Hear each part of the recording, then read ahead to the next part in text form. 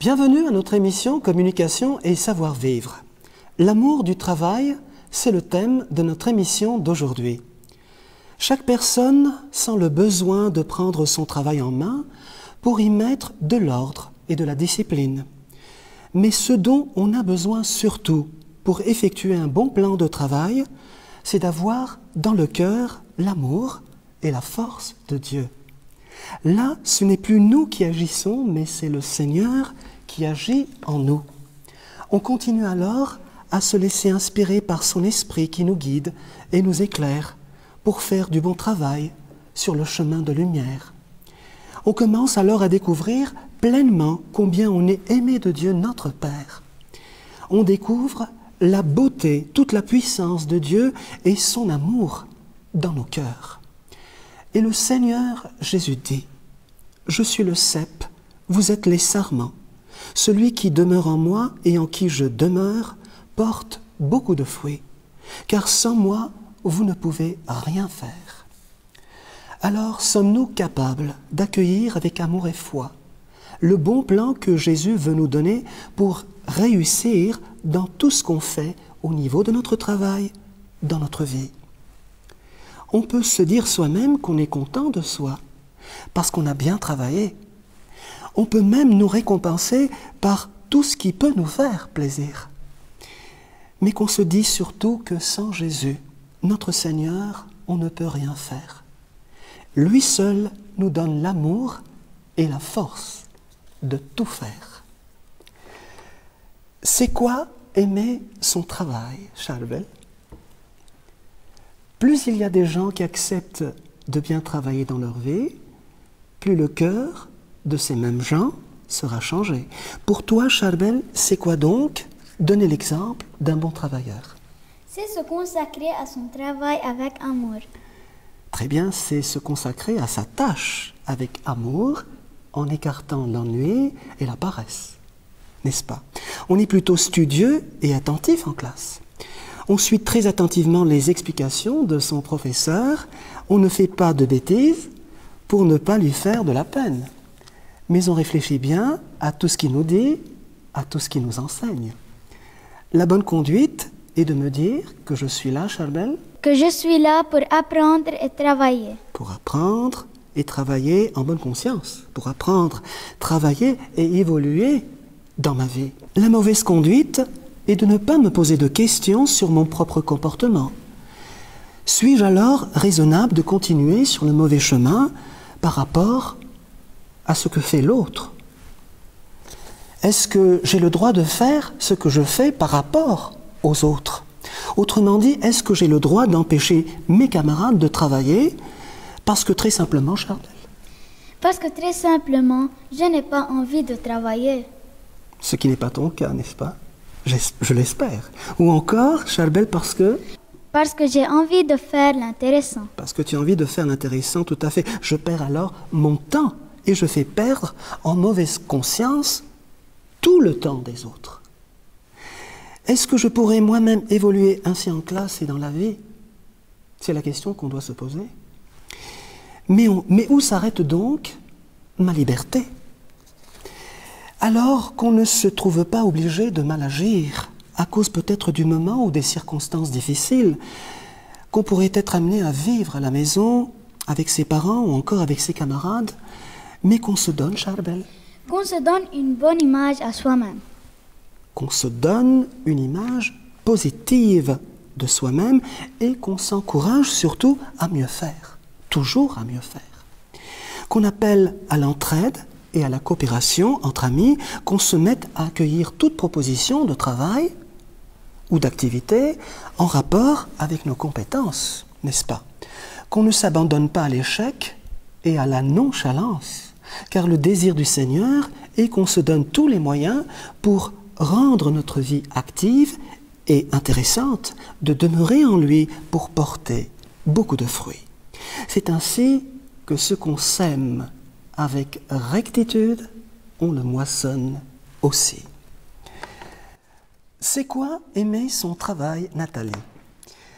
N'est-il pas nécessaire de se trouver un endroit calme ou encore un milieu favorable pour bien travailler et réussir dans tout ce qu'on fait? Oui, frère François. On doit donc prendre conscience d'accomplir tout travail, Nathalie.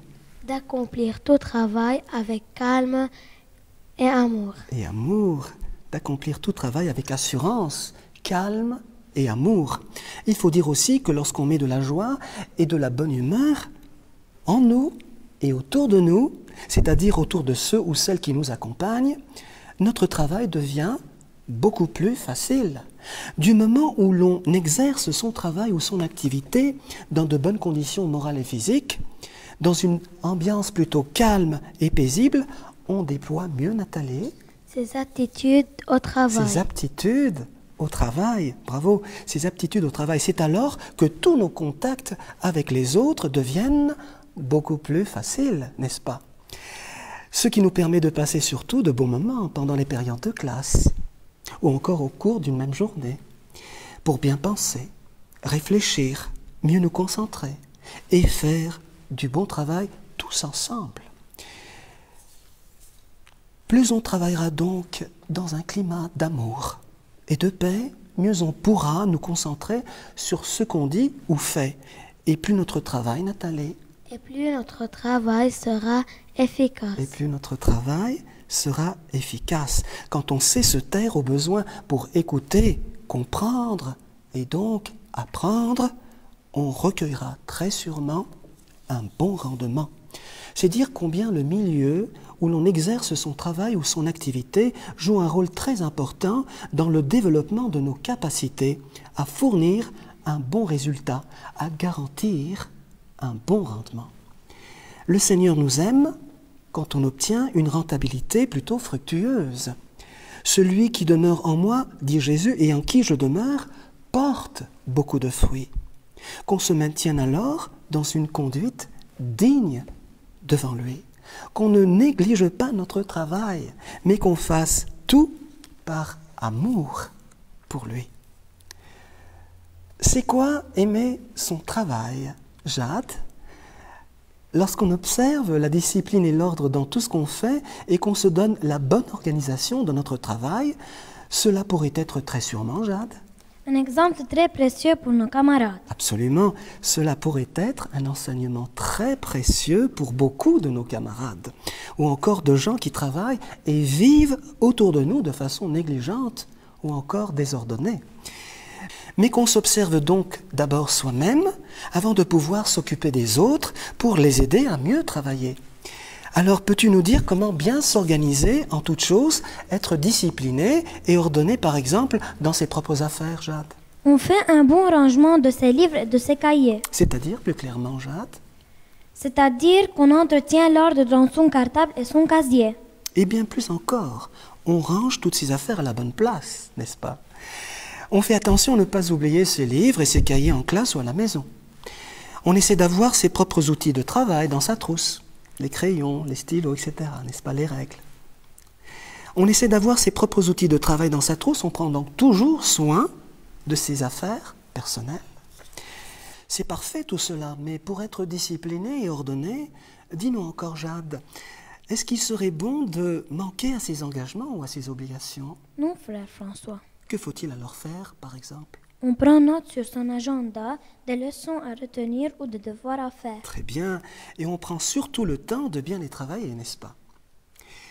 On réalise son travail avec soin, ce qui veut dire, Jade, Qu'on est propre et soigneux dans tous ses plans. qu'on est propre et soigné dans tout ce qu'on fait, qu'on est propre et soigné dans tous ses plans.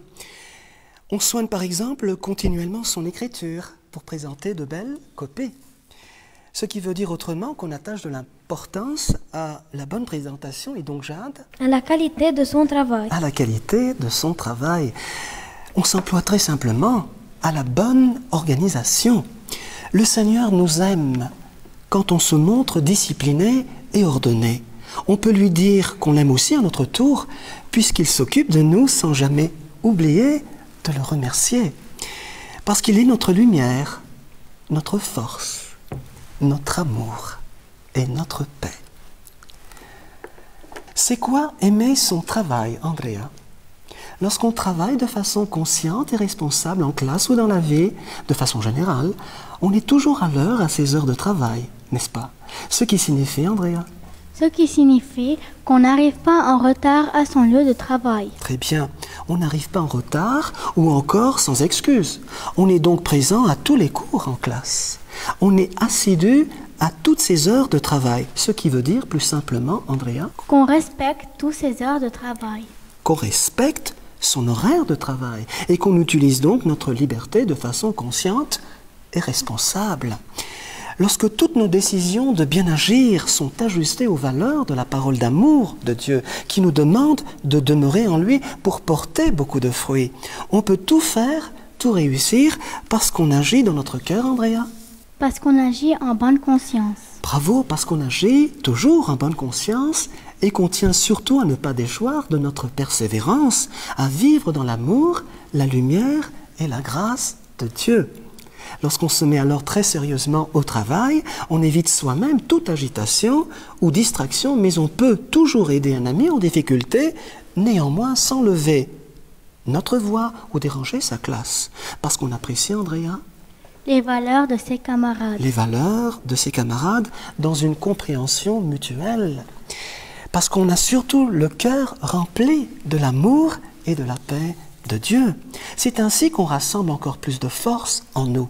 Lorsqu'on travaille de façon consciente et responsable, on ne travaille jamais à l'excès, mais on sait aussi nous reposer, car les moments de détente nous permettent le plus souvent d'affronter toutes nos difficultés, de surmonter tous les obstacles avec calme et sérénité. C'est là qu'on laisse le passé et nos erreurs et qu'on avance, Andrea. Sans se culpabiliser. Qu'on avance sans se culpabiliser. On apprend surtout de nos erreurs et on n'attend plus que le meilleur. Parce que notre cœur est toujours en Dieu.